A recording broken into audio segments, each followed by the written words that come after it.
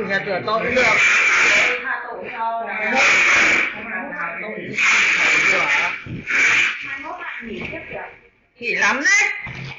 Không được đâu. Thật sự đấy. Nghỉ nhưng mà phải sắp xếp người lấy hàng thuốc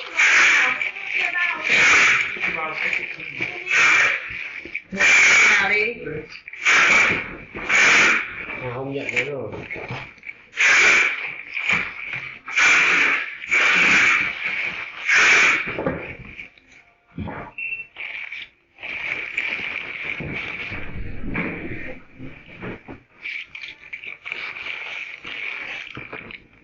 Đi về